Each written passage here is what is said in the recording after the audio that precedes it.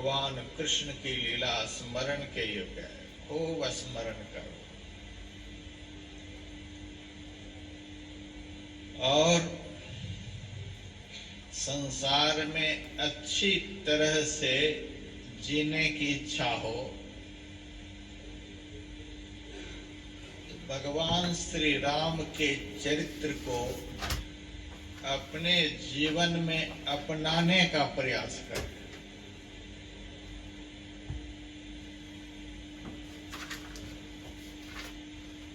भगवान श्री राम को अपने भाइयों से कितना प्रेम था। यदि भ्रातृ प्रेम का सर्वोत्कृष्ट इतिहास संसार में है तो भगवान श्री राम का है।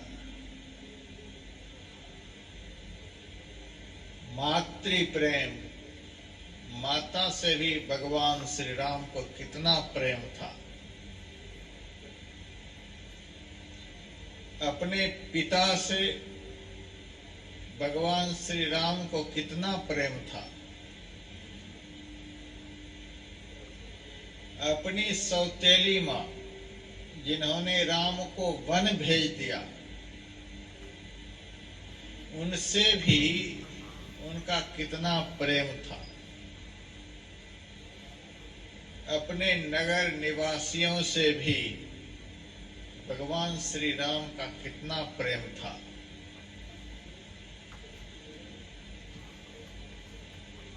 जंगल गए, वहां पर कोल भीलों से भगवान की मुलाकात हुई है। जंगल में रहने वाली सबसे निकृष्टतम जाति, लूट खसोट मचाना ही जिनका कार्य था, ऐसे लोगों से भी भगवान ने कितना प्रेम किया। ये तो मनुष्य जाति की बात हुई। भगवान ने बंदरों से भी प्रेम किया, भालुओं से प्रेम किया। सबसे निकृष्टतम पक्षी गिद्ध होता है। अपने पिता के निधन होने पर श्री राम अयोध्या नहीं गए।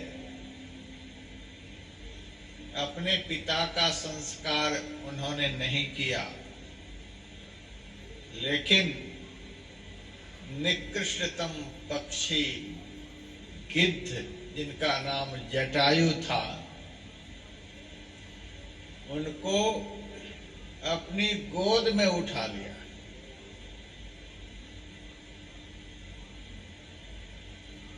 और उनका संस्कार अपने हाथों से किया। लंका में रहने वाला राक्षस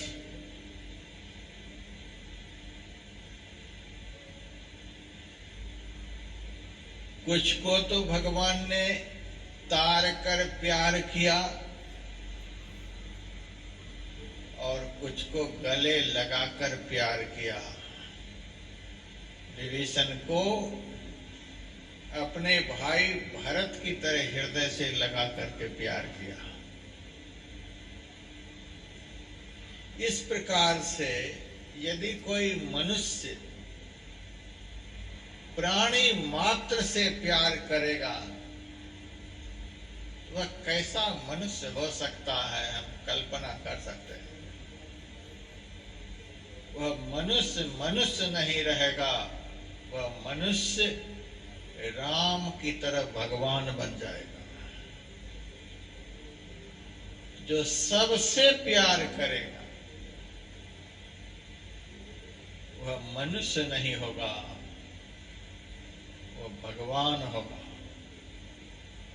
वह मनुष्य नहीं रह जाएगा, वो भगवान बन जाएगा।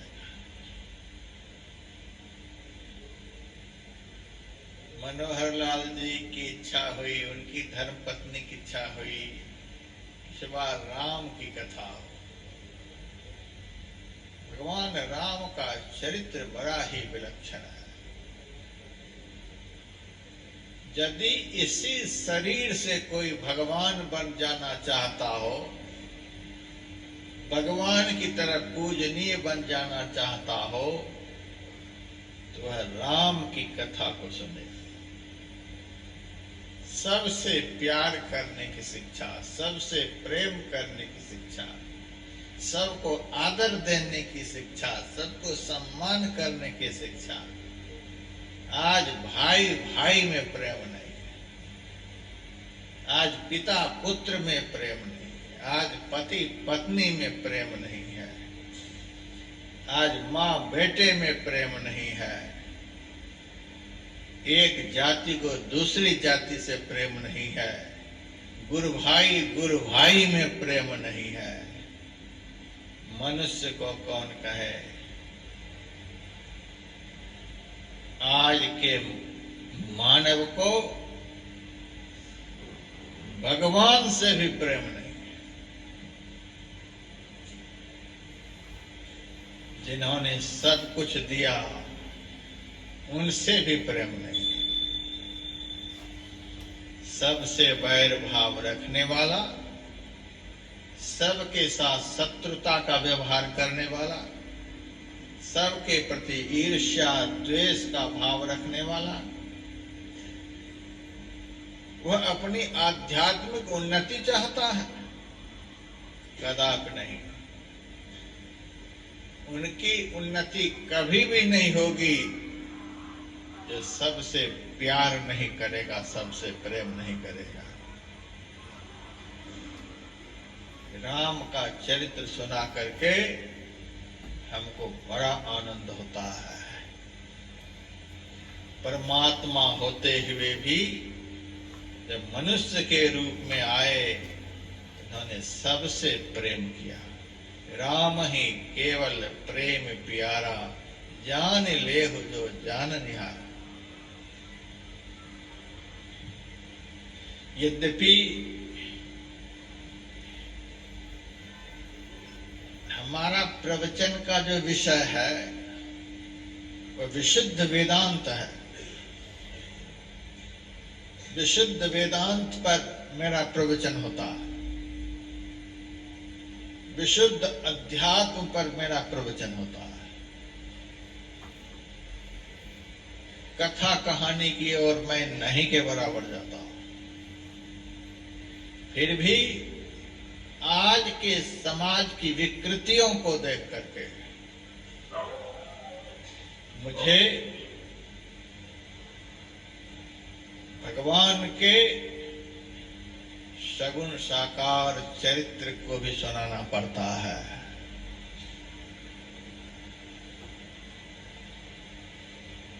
और यह मैंने सीखा है अपने परमाराध्य गुरुदेव से।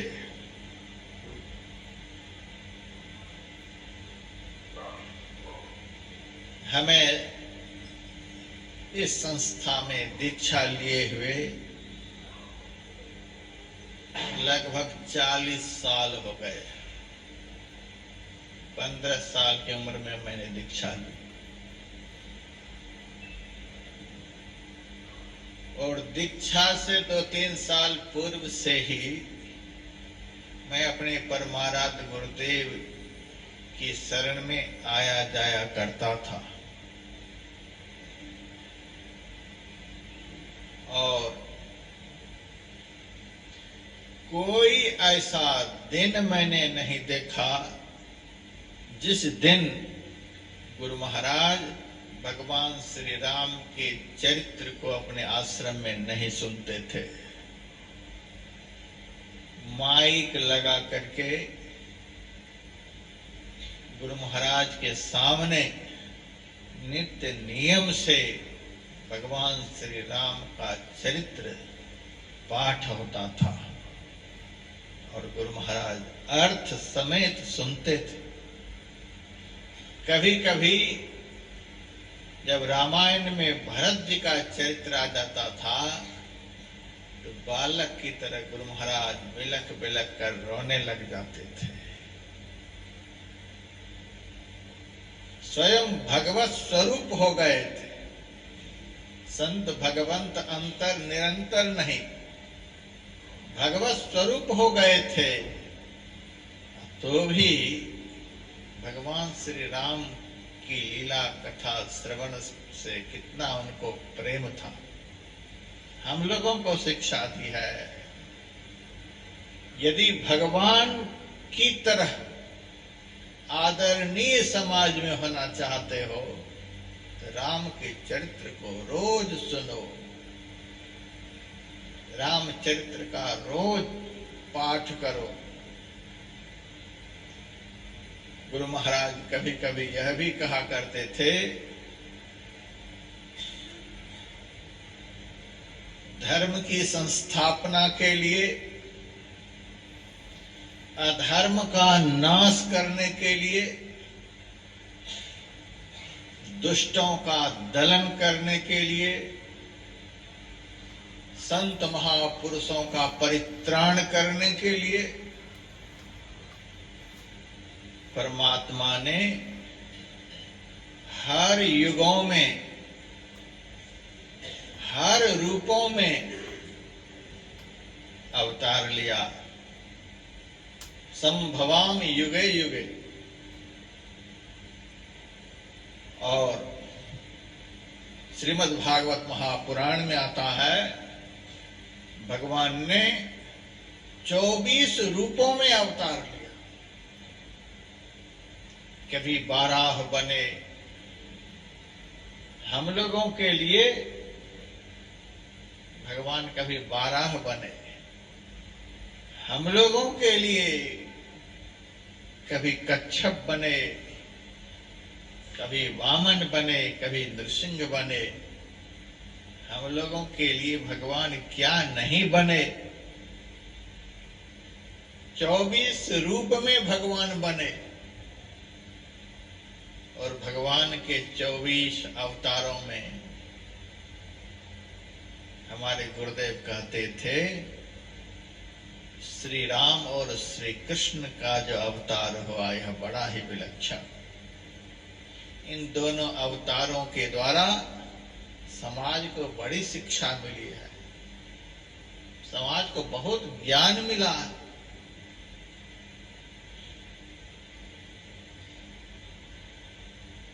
राम का चरित्र अत्यंत श्रवण के योग्य है।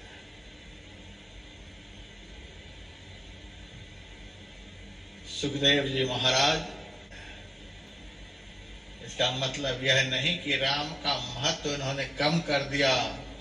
राम का चरित्र सुनाते समय सुखदेव जी महाराज ने कहा था, परीक्षित, राम के चरित्र को कौन नहीं जानता है, सब जानता है।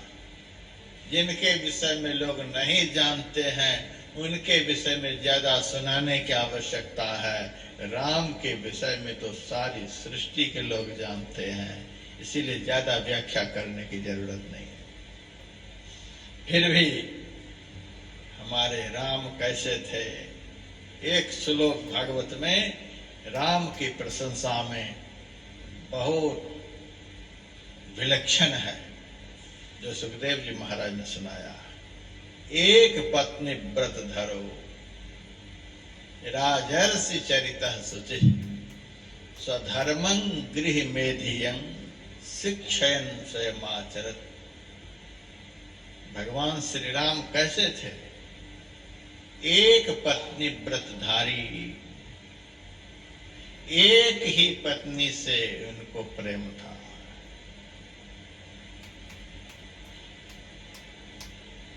भगवान श्री राम के पिताजी का नाम दशरथ जी। बहुत रामायण है,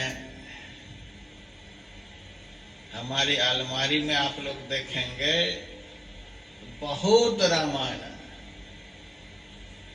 बहुत रामायण में रखा, बहुत महापुरुषों ने बहुत तरह से राम के चरित्र को गाया है। कहीं तो महाराज दशरथ की 3 पत्नियों की चर्चा है, कहीं 300 पत्नियों की चर्चा है, कहीं तो 750 पत्नियों की चर्चा है। जिनके पिता की 750 पत्नियां, राम तो उनसे भी बढ़कर थे। वे चाहते तो 1500 पत्नी घर में रखते। भगवान कृष्ण 16,108 को रखते थे, तो क्या राम कम को रख सकते थे? लेकिन राम का अवतार बहुत मर्यादा का अवतार है। गार्हस्थ जीवन में भी आनंद से जीने के लिए समाज को सिखलाया। उन्होंने गार्हस्थ धर्म का कभी खंडन मंडन नहीं किया, कभी निंदा नहीं की, लेकिन गृहस्थाश्रम में रहो कैसे यह सिखलाया है। एक पत्नी व्रत धरो। भगवान श्री राम एक पत्नी व्रतधारी थे।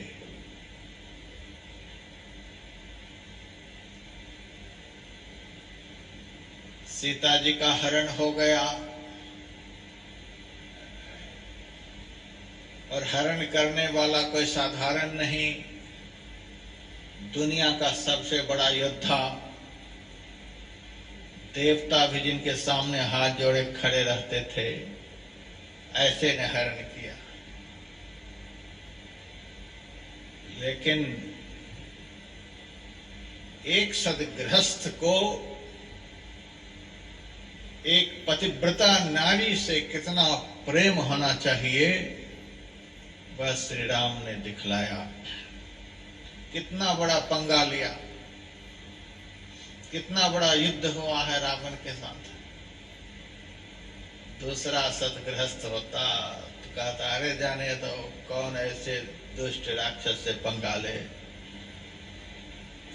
लेकिन एक पत्नी के लिए, एक पतिव्रता नारी के लिए श्री राम ने कितना बड़ा संघर्ष किया है। आज के लोग नारी जाति का अपमान कर रहे हैं, लेकिन राम ने उस परम पतिव्रता नारी का कितना सम्मान किया। विश्व की सबसे बड़ी शक्ति को धूल में मिला करके नारी जाति का सम्मान किया।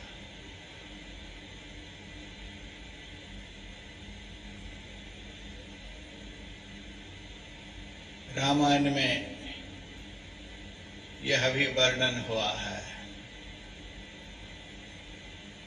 एक धोबी के कहने पर, मैं वह राम नहीं जिस राम ने 10 महीने तक जो सीता रावण के पास रही और उनको भी लाकर घर में रख लिया, मैं वह राम नहीं अपनी पत्नी से कह रहा था। और अनुचरों ने आकर, दूतों ने आकर श्री राम से कहा, महाराज एक धोबी आपकी निंदा कर रहा है। और भगवान श्री राम को बड़ी ग्लानि हुई।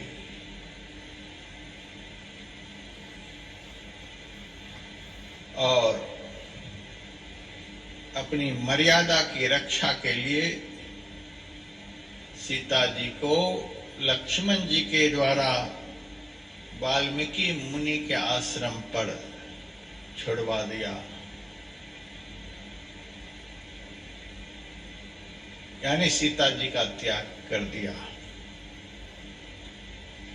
यह भी मर्यादा की ही बात है। समाज का तुच्छ से तुच्छ व्यक्ति भी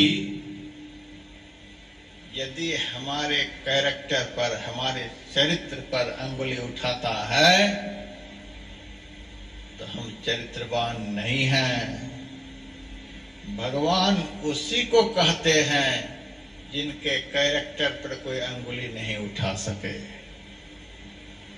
जो सब तरह से निर्दाग हो, जिसके चरित्र पर किसी भी प्रकार का दाग नहीं हो, उसी निर्दाग चरित्र को भगवंत कहते हैं और उसी निर्दाग चरित्र को संत कहते हैं। यदि दोनों में से किसी के ऊपर एक भी दाग लग गया तो संतत्व में कमी है और भगवंत के गुण में कमी है। भगवान ने संतत्व और भगवंत के व्यक्तित्व दोनों का आदर्श समाज में रखने के लिए परम पतिव्रता सीता का त्याग कर दिया कि भगवंत के चरित्र पर लोग अंगुली उठा दिए। भगवंत का चरित्र अंगुली उठने के लायक नहीं होना चाहिए। संत का चरित्र समाज में अंगुली उठने के लायक नहीं होना चाहिए। इन दोनों के चरित्रों पर यदि अंगुली उठ गई तो संसार नहीं रहेगा, संतत्व मिट जाएगा।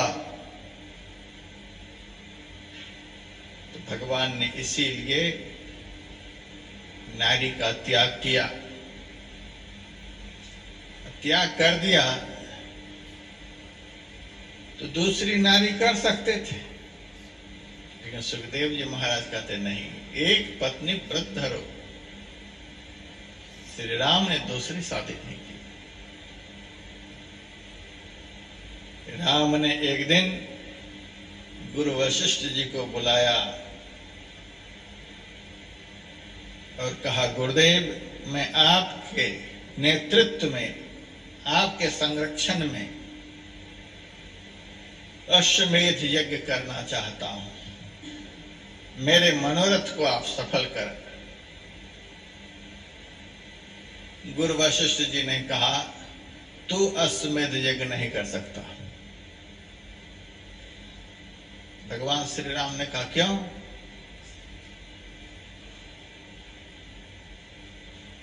कहा, तू नहीं कर सकता, इसीलिए अश्वमेध यज्ञ करने के लिए यजमान को सपत्नीक होना परम आवश्यक है। यहां भी आप लोगों ने देखा होगा, मनोहर लाल जी अपनी पत्नी के साथ गांठ जोड़कर पूजन कार्य संपन्न किए।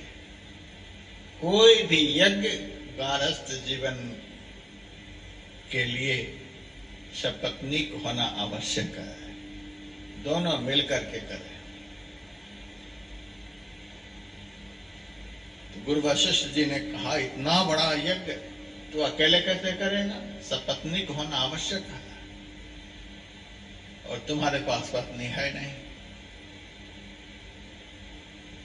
या तो सीता जी को जंगल से बुला करके अयोध्या लाओ, या दूसरी शादी करो, तब अश्वमेध यज्ञ कर सकते हो। भगवान श्री राम ने कहा, जिसका मैंने त्याग कर दिया उसको कभी स्वीकार नहीं कर सकता। क्या भगवान की शिक्षा है, जिसका त्याग कर दिया उसका फिर स्वीकार नहीं।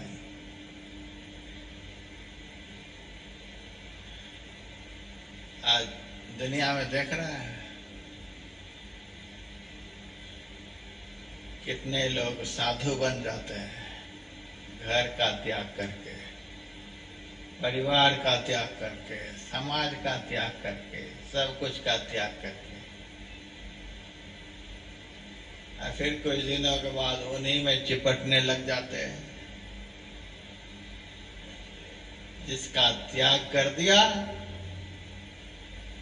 फिर उसी से चिपटने लग गए। यह राम का चरित्र नहीं। त्याग कर दिया तो मन से त्याग कर दिया। एक तो तन से त्याग होता है, दूसरा वाणी से त्याग होता है, तीसरा मन से त्याग होता है। तन का त्याग कुछ दिनों के लिए टिकता है, वाणी का त्याग कुछ दिनों तक टिकता है, लेकिन जब मन से त्याग होता है तब पूर्णतः त्याग होता है।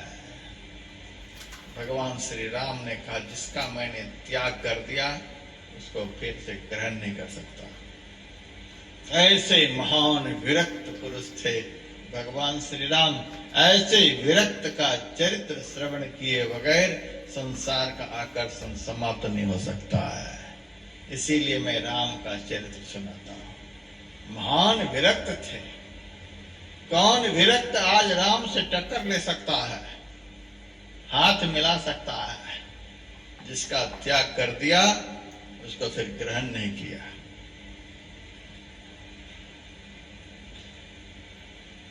14 साल के लिए भगवान श्री राम ने अयोध्या का त्याग कर दिया, तो गुरु वशिष्ठ जी भी खुशामद करके रह गए। यहां तक कि दशरथ जी भी भीतर से खुशामद ही कर रहे थे। अयोध्या वासी भी खुशामद किए और भरत जी भी चित्रकूट जाकर खुशामद किए। लेकिन श्री राम ने कहा, मैंने 14 साल के लिए त्याग किया है, तो 14 साल से पहले अयोध्या में प्रवेश नहीं करूंगा। ऐसे महात्यागी थे श्री राम। और कितनी मर्यादा है। माता कैकेयी का वचन था, तापस वेश विशेष उदासी, 14 वर्ष राम वनवासी। तपस्वी के वेश में विशेष उदासीन होकर 14 साल के लिए राम वन में रहेंगे, यही वरदान मांगी थी। भगवान श्री राम जब अयोध्या का त्याग करके श्रृंगबेरपुर गए, वहां के राजा निषाद राज गुह ने कहा कि पिता ने आपको अयोध्या से निकाल दिया, मैं अपना राज्य आपको दे रहा हूं, मेरे सिंहासन पर आप बैठे। भगवान श्री राम ने कहा, नहीं, मां का आदेश है 14 साल वन में रहने का, इसलिए 14 साल तक मैं नगर में प्रवेश नहीं कर सकता। राज्य की बात करते हो, मैं नगर में प्रवेश नहीं कर सकता।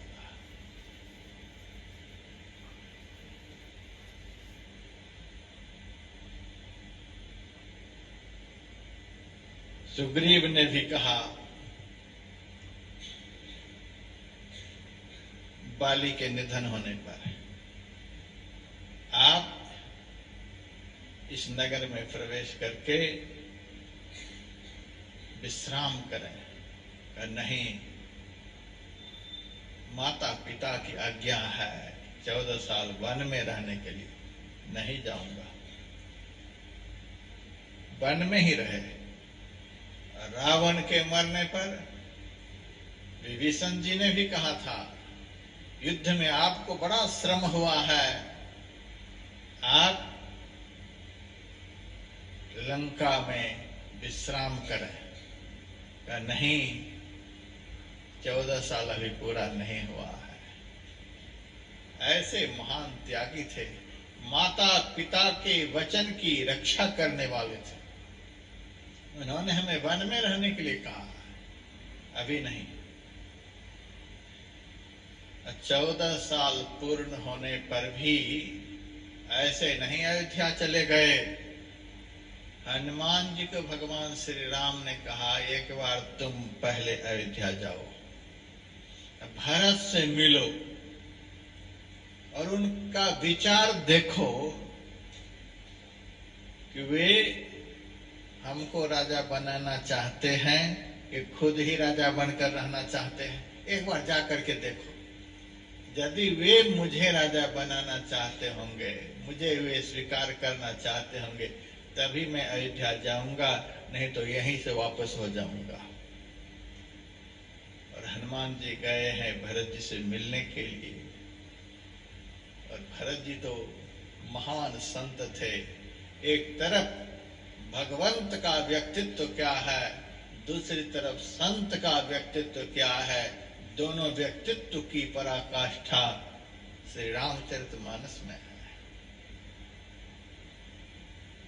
भरत जी को देखा कि महान त्यागी हैं। राम तो माता पिता की आज्ञा मानकर वन में रह रहे हैं, भरत जी तो माता पिता की आज्ञा है राज्य में रहने के लिए, तो भी जंगल में रह रहे हैं। सब विधि भरत सराहन योग्य। तो भरत जी संत हैं, श्री राम भगवंत हैं। हनुमान जी ने वापस आकर कहा, महाराज क्या बात करते हो, आपको राजा बनाना वो चाहते हैं कि नहीं चाहते हैं? वे तो 14 साल तक राजगद्दी पर पैर भी नहीं रखे हैं। नंदी ग्राम में घास की कुटिया बनाकर, गड्ढा खोदकर, कुशा बिछाकर और 14 साल तक गाय के मूत्र में जौ की दलिया पकाकर एक बार दिन में 1 ग्रास ही लेते रहे हैं। इतना बड़ा प्रायश्चित किया है महाराज भरत ने अपनी मां के कारण। तब भगवान नगर में प्रवेश किए। ऐसे महान त्यागी थे। एक पत्नी व्रत धरो। भगवान श्री राम ने गुरु वशिष्ठ जी से कहा, सीता जी को वापस ला नहीं सकता, क्योंकि मैंने उनका त्याग कर दिया, और दूसरी शादी भी नहीं कर सकता। तो गुरु वशिष्ठ जी ने कहा, फिर तो तुमसे यज्ञ हो नहीं सकता। भगवान श्री राम का यज्ञ तो मैं करूंगा, मैं यज्ञ करूंगा। कैसे करोगे? सपत्नीक तुम हो नहीं, कैसे यज्ञ करोगे?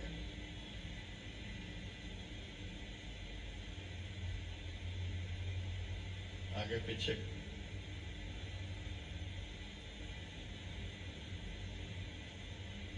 कैसे यज्ञ करोगे? भगवान श्री राम ने कहा, मैं सीता जी की प्रतिमा स्वर्णकार के यहां जाकर के बनवाऊंगा। सोने की प्रतिमा सीता जी की बनवाऊंगा, और उस प्रतिमा में आपके द्वारा प्राण प्रतिष्ठा करवाऊंगा, और उस प्रतिमा के साथ गांठ जोड़ करके अश्वमेध यज्ञ करूंगा।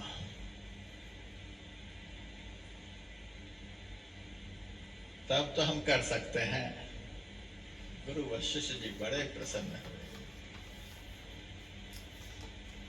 सीता जी की स्वर्णमयी प्रतिमा के साथ गांठ जोड़ करके भगवान राम ने अश्वमेध यज्ञ किया।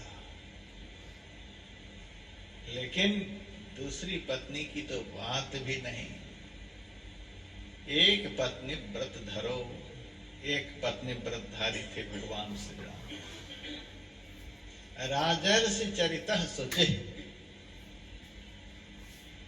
थे तो राजा के भेष में, लेकिन उनका चरित्र कैसा होता था, उनका आचरण कैसा होता था?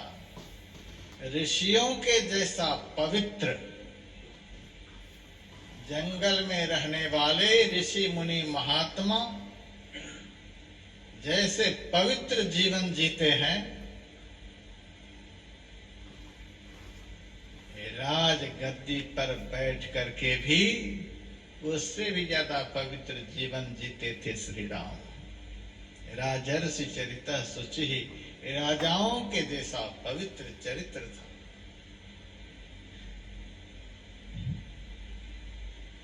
आज भी बहुत राजा हैं, हर राज्य में राजा हैं, और उनके चरित्र को देखा, निंदा हो जाएगी मंच पर से।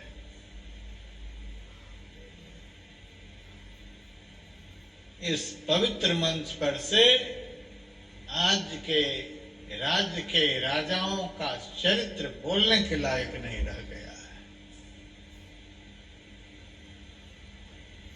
कोई ऐसे कर्म नहीं दुनिया के जो उनके द्वारा नहीं होते हैं। कोई ऐसे अपवित्र आचरण नहीं जो आज के राजाओं के द्वारा नहीं होते हैं। लेकिन श्री राम भी एक राजा थे। आज भी राम राज्य की कल्पना लोग करते हैं। आचरण करोगे रावण के जैसा और राम राज्य की स्थापना की बात करते हो। राजर्षि चरित्र सुचि, ऋषियों के जैसा उनका पवित्र आचरण था। किसी भी आचरण में कोई खोट नहीं, कोई दाग नहीं। ऐसा निर्दाग आचरण, ऐसा निर्दाग जीवन राम का। जैसे कि चरित्र को आप सुनेंगे वैसा ही आप बनेंगे। निर्दाग के चरित्र को आप सुनेंगे तो निर्दाग बन जाएंगे। दागियों की बातों को कान से सुनेंगे तो आप दागी बन जाएंगे। आप निर्दाग भी हैं तो दागियों के चरित्र को सुनकर दागी बन जाएंगे। भगवान श्री कृष्ण ने अर्जुन से कहा, कथयंत मांग नित्यम तुष्यंत च रमंत च।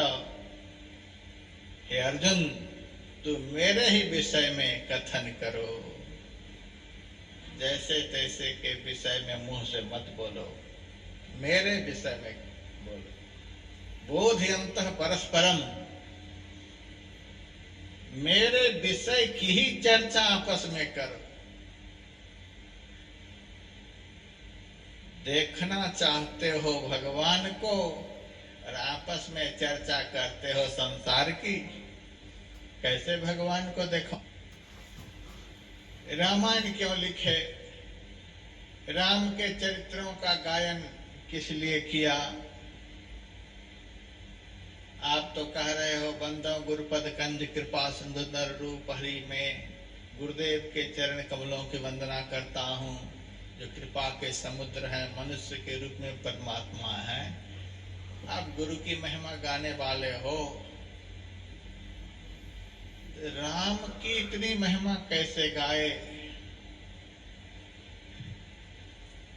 तो दो शब्दों का प्रयोग हुआ है बालकांड में।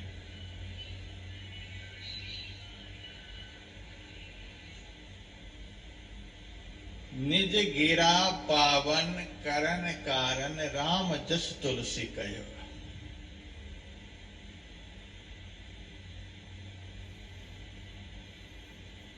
तुलसीदास जी ने कहा, मैं अपनी वाणी को पवित्र करने के लिए राम के चरित्र का गायन किया है।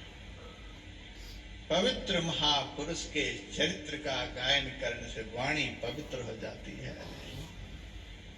इस वाणी की मलिनता क्या है? इस वाणी की अपवित्रता क्या है? यदि इस मुंह से एक बार भी झूठ निकल जाए तो समझ लो वाणी मलिन हो गई।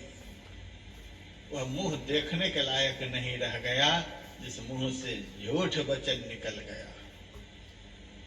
वह मुंह देखने के लायक नहीं जिस मुंह से किसी की निंदा हो, किसी की चुगली हो, किसी की आलोचना हो, किसी की शिकायत हो। वह मुंह देखने के लायक नहीं। तुलसीदास जी कहते हैं, यह सब करते करते मेरा मुंह मलिन हो गया। अब अपने मुंह को पवित्र करने के लिए राम के चरित्र का गायन कर रहा हूँ। निज गिरा पावन करन कारण राम जस तुलसी कहो।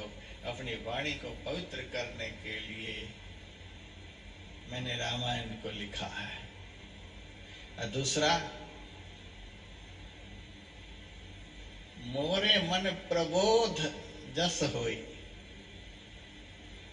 मेरा मन समझा ही नहीं समझता, लाख समझाता हूं मन को, संसार की तरफ नहीं जाओ, मानता नहीं। समझा समझा करके हार गया। अपने मन को समझाने के लिए मैंने राम का चरित्र गायन किया है। जिस राम का मन सदैव निग्रहित, जिस राम ने समग्र इंद्रियों को अपने वश में कर लिया था, ऐसे इंद्रिय विजेता राम के चरित्र का मैंने गायन किया है। इससे मेरा मन समझने लग जाएगा। कहीं कहीं मैं भगवान राम का बाह्य चरित्र सुनाऊंगा, तो कहीं कहीं मैं राम का आंतरिक चरित्र सुनाऊंगा। भगवान श्री राम ने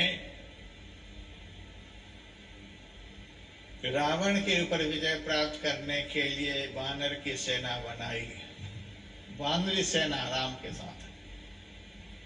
ऐसा कोई राजा दुनिया में होगा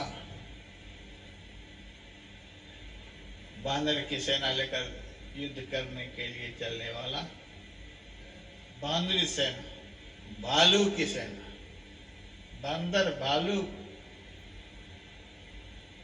की सेना लेकर के चले। क्या है ये बंदर भालू? क्या है? एक बंदर भी आश्रम में आ जाता है तो हलचल मचा देता है।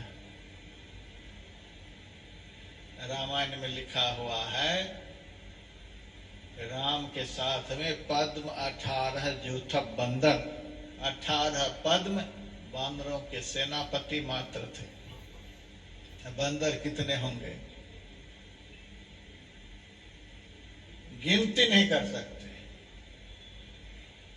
एक बानर तो हलचल मचा देता है। इतने बानर, और सबको अपना बना करके अपना काम करवाने के लिए लेकर के चले। किसी भी बानर ने कभी भी राम का विरोध किया? राम की आज्ञा का अतिक्रमण किया? सब हाथ जोड़े खड़े रहते थे। एक बानर को तो आदमी संभाल नहीं पाता है, असंख्यों बानरों को जो संभाले हुए हैं। एक चंचल मन को तो कोई संभाल नहीं सकता है। संसार के सारे भक्तों के चंचल मन को जो संभाल करके रखे, वे ही तो राम हैं। बंदर का अर्थ क्या होता है? मन। ये चंचल मन ही बंदर है। भालू का अर्थ काला मन। जहां भी भालू देखेंगे काला ही रंग का होता है, प्राय भालू काला ही होता है। मलिन मन और चंचल मन, ऐसे मन को जो बस में करके रखे, ही तो राम हो सकते हैं। तो जिन्होंने अपने चंचल मन को, अपने मलिन मन को अपने बस में करके रखा है, ऐसे के ही चरित्र गाएंगे तभी तो हमारा भी मन मानेगा। अपने मन को समझाने के लिए मैंने राम की कथा गाई है, राम की कथा को लिखी है। अपनी मलिन जिह्वा को पवित्र करने के लिए, अपने मलिन वाणी को निर्मल बनाने के लिए इस कथा का गायन किया है। राजर्षि चरितः शुचिः। राजा होते हुए भी राम ऐसे राजा थे, ऋषियों के जैसा उनका पवित्र चरित्र था। स्वधर्मं गृह मेधियं शिक्षयन् स्वयं आचरत।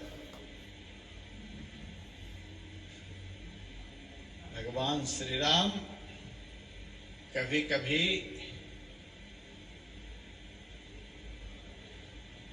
अपने समाज को अपने पास बुला करके सत्संग करते थे, सबको बुलाकर सत्संग करते थे। कभी गुरु वशिष्ठ जी से सुनाने के लिए कहते थे, तो कभी स्वयं से भी सुनाने लगते थे। बड़े भाग मानुष तन पावा, सुर दुर्लभ सब ग्रंथनि गावा। ये तो राम का ही सत्संग है। राम सुना रहे, उपदेश दे रहे।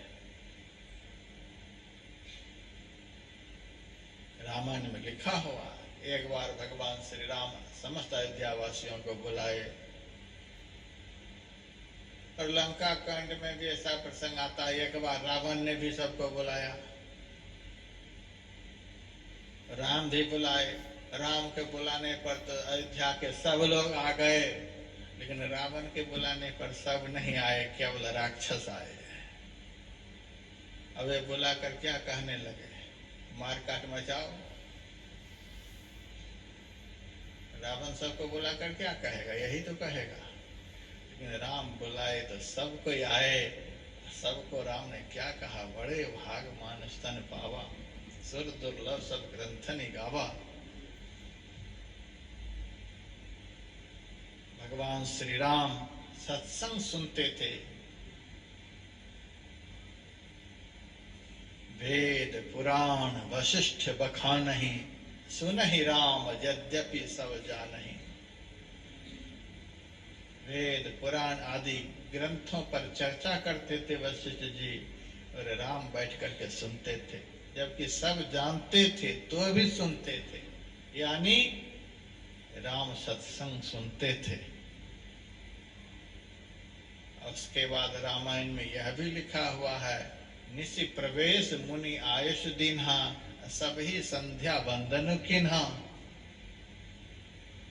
दिन का अंत जानकर विश्वामित्र मुनि ने अपने शिष्यों से कहा, अब बैठ करके संध्या करो, ध्यान करो। तो भगवान राम लक्ष्मण भी ध्यान करने लगे। तो रामायण में यह प्रसंग आता है कि राम सत्संग भी करते थे, राम ध्यान भी करते थे।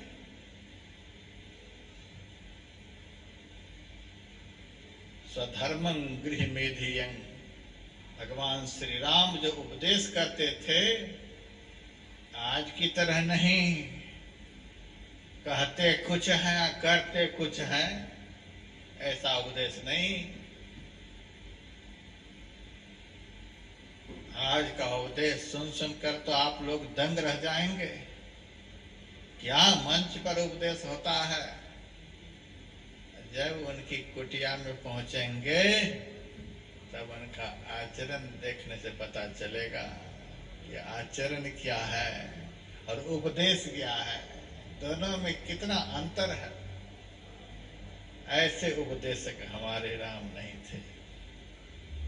स्वधर्मं गृह मेधियं शिक्षयन् स्वयं आचरत। भगवान श्री राम उसी धर्म की रक्षा उपदेश करते थे जिस धर्म का वे स्वयं आचरण करते थे। ऐसे राम का चरित्र हमारे परमाराध्य गुरुदेव कोई ऐसा दिन नहीं जिस दिन की नहीं सुनते थे। मेरे प्रति कई एक लोग बोले लग गए, अब तो आप कथा सुनाने लग गए। एक से मैंने कहा कि इनकी कथा सुनाता कर रोने लग जाते थे, उनकी कथा को सुनाता हूँ। जिनकी कथा के विषय में संत चरित्र में राम ने नारद जी से कहा था, गावहि सुनहि सदा मम लीला, हेतु रहित परहित रतशीला। संत का यही लक्षण है जो सदैव भगवान की लीला का गायन करते हैं, भगवान की लीला का श्रवण करते हैं, संतोषी को कहा गया है जो भगवान की लीला कथा का निरंतर श्रवण करते हैं। हम सुना भी नहीं सकते, संत का कपड़ा पहनकर भगवान की कथा सुना भी नहीं सकते। संत के लिए तो लिखा हुआ गावहि सुनहि सदा मम लीला, जो मेरे चरित्र को सदा गायन करते हैं, सदा सुनते हैं। और हम साधु का पाना पहनकर संत के भगवंत के चरित्र को सुना भी नहीं सकते हैं। किसका चरित्र सुना है? चरित्रहीन का चरित्र सुना है। महान चरित्रवान आदर्श श्री राम के चरित्र को सुनाता हूं। तुलसीदास जी महाराज इस चरित्र को लिखते लिखते इतने भाव में विभोर हो गए कि लिख डाले राम कथा मंदाकिनी, चित्रकूट चित चारु। राम की कथा क्या है? वो मंदाकिनी के समान है। जितनी देर तक यहाँ कथा चलेगी उतनी देर के लिए आप लोग मंदाकिनी में स्नान कर रहे हैं, करते रहेंगे। राम कथा मंदाकिनी। और मंदाकिनी के विषय में राम तुलसीदास जी महाराज ने लिखा, जो सब पातक पोतक डाकिनी, पाप रूपी बच्चे को खा जाने वाली डाकिनी होती है, उसी तरह से पाप रूपी बच्चे को निगल जाने वाली ये भगवान की कथा है। राम कथा मंदाकिनी।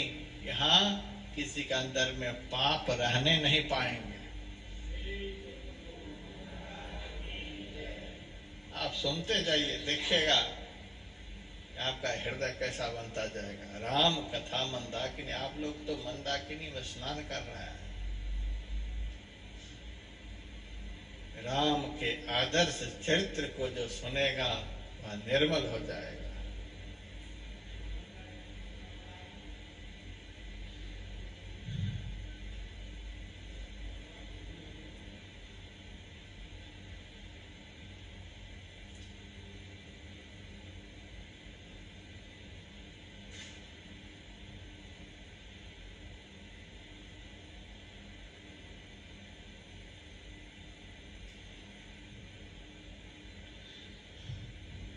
राम कथा मंदाकिनी।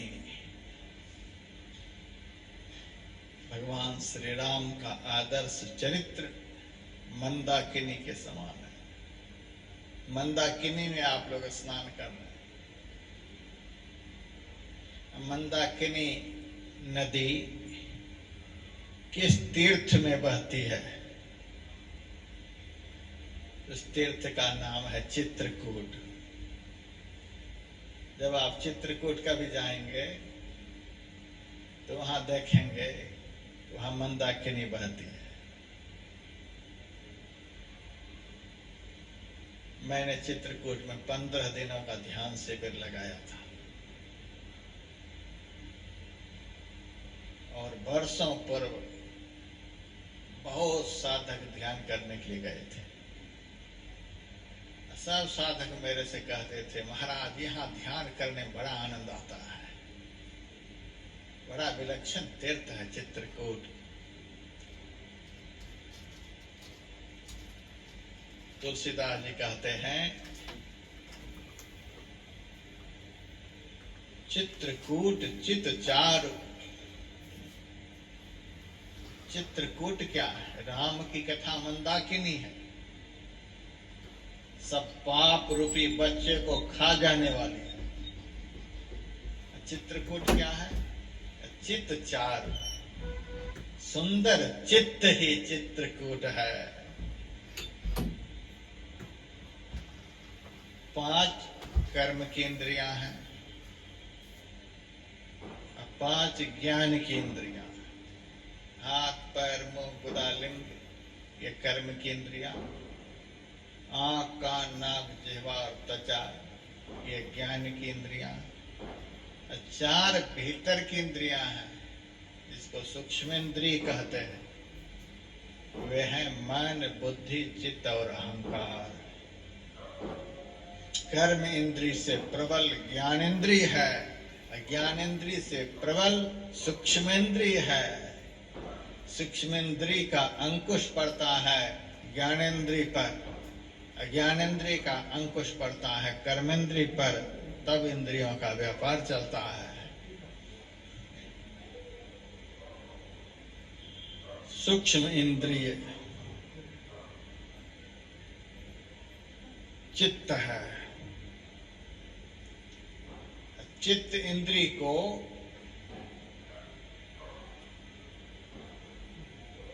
हम वीडियो कैसेट भी कह सकते हैं। अभी मेरा प्रवचन हो रहा है और यह प्रवचन YouTube चैनल पर प्रसारित भी हो रहा है। दुनिया के लोग देख रहे हैं और सुन भी रहे हैं। मुझे अपने अपने घर में अपने अपने मोबाइल पर देखते भी होंगे और मेरे मुंह से जो वचन निकल रहे हैं वे सुनते भी होंगे। यही है चित्तेंद्रिय। हम जो कुछ भी बोलते हैं, जो कुछ भी देखते हैं, उसका रील तैयार हो जाता है। जिस इंद्रिय में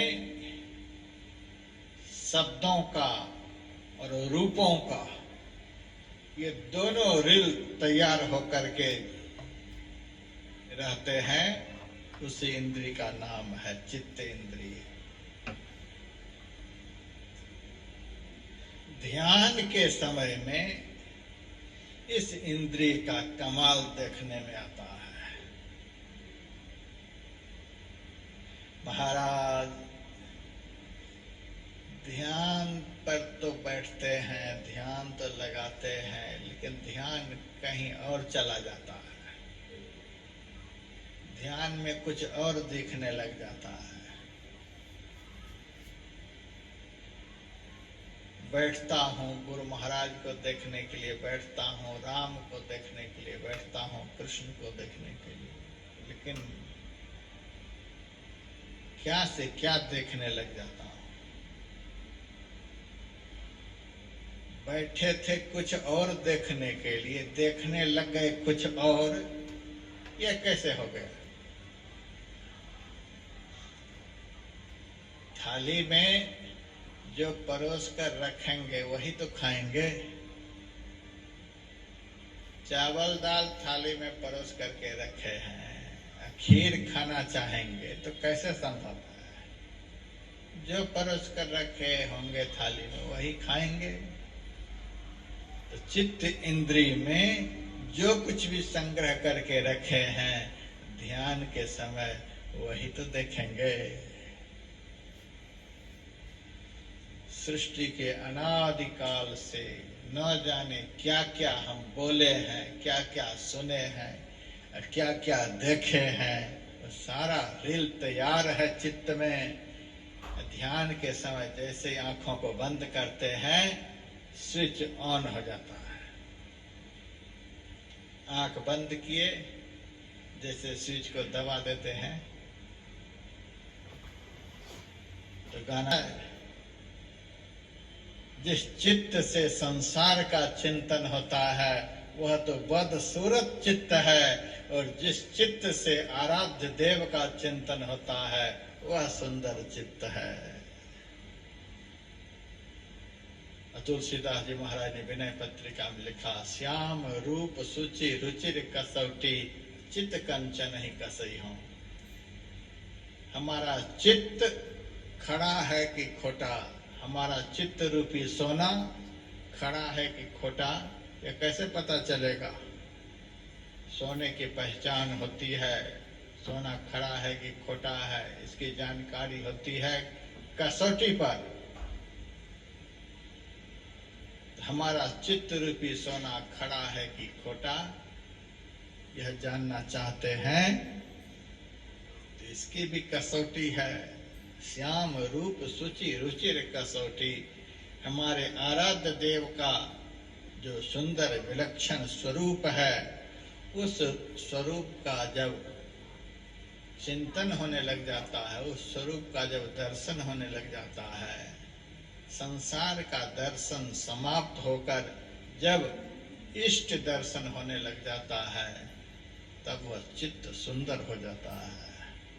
सुंदर चित्त ही चित्रकूट है।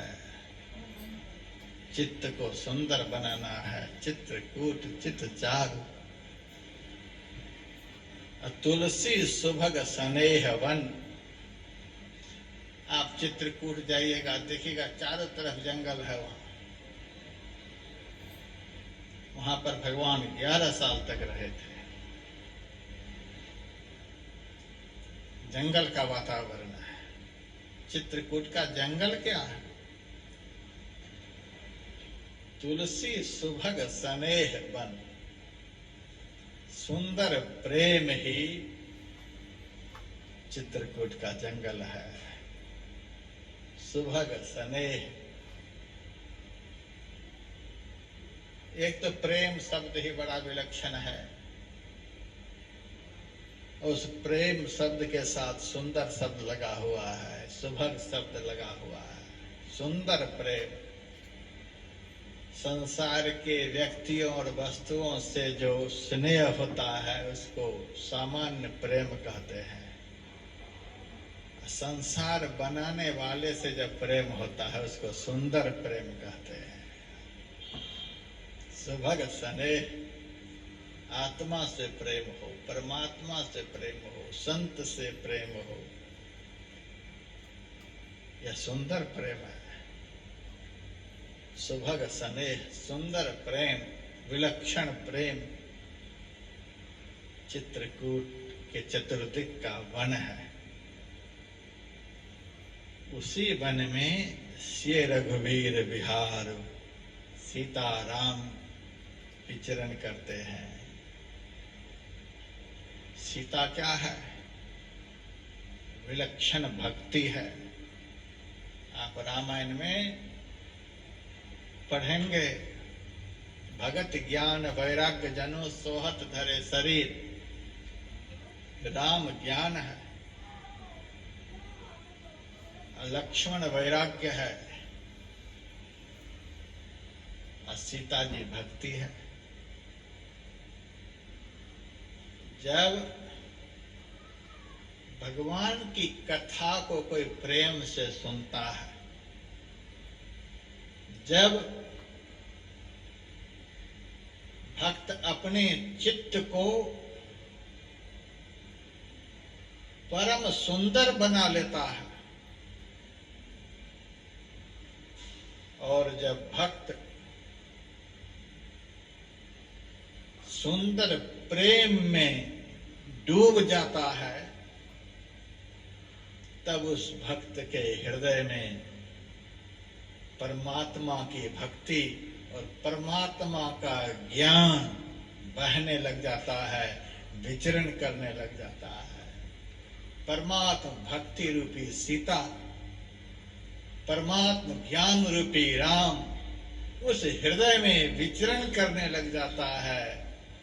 जिस भक्त का हृदय मंदाकिनी के समान हो जाता है, जिस भक्त का चित्त चित्रकूट के समान हो जाता है, जिस भक्त का हृदय रूपी वन चित्रकूट के वन के जैसा हो जाता है। इतना सब कुछ हो जाए तो हमारा जीवन कैसा बन जाएगा? यही तो रामायण है। यहाँ जितने भी भक्तगण बैठे हैं,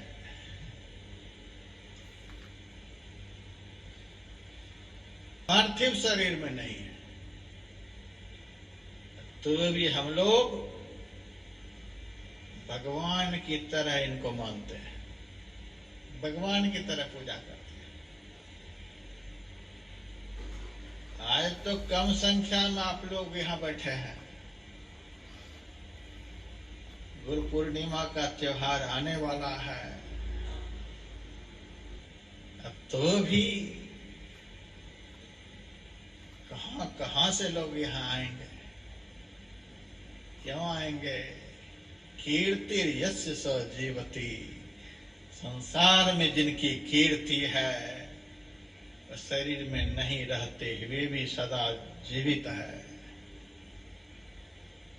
कीर्ति यस्य स जीवति, जिनकी कीर्ति है, जस है, नाम है, प्रतिष्ठा है, शरीर में नहीं भी हैं तो भी वे अमर हैं। इस सत्संग हॉल के चारों ओर आप लोग देखिए, एक से एक संत के चित्र लगे हुए हैं। मैं आप लोगों को सुना रहा हूं कि आप जो दिन रात चाहते हैं, जिस चीज को चाह करके आप प्रसन्न होना चाहते हैं, वही सब चीजें आपको मिलेंगी। भगवान तुलसीदास जी ने रामायण के आरंभ में सबको प्रणाम किया। यद्यपि वे राम के कट्टर भक्त थे, जब वृंदावन गए, भगवान श्री कृष्ण की प्रतिमा के सामने खड़े हो गए, लेकिन हाथ नहीं जोड़ रहे। वहां के भक्त लोग कहते, इतने बड़े महात्मा होकर तो भगवान को प्रणाम भी नहीं करते, कैसे महात्मा हो? तुलसीदास जी महाराज ने उस दिन कहा था, कहाँ कहाँ छवि आज की, भले विराजो नाथ, तुलसी मस्तक तब नवे, जब धनुष बांध लो हाथ। बहुत बढ़िया दिखलाई देते हो, बहुत बढ़िया ढंग से मंदिर में प्रतिष्ठापित हो, सारी दुनिया के लोग आपकी पूजा कर रहे हैं, खूब है। लेकिन तुलसीदास का मस्तक तब आपके सामने झुकेगा जब आप अपने हाथ से बांसुरी को हटाओ, मोर मुकुट को हटाओ सिर पर से और राम बन जाओ।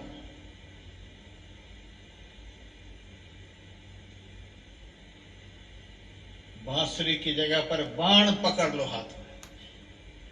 तुलसी मस्तक तब नवे, जब धनुष बांध लो हाथ, राम बन जाओ।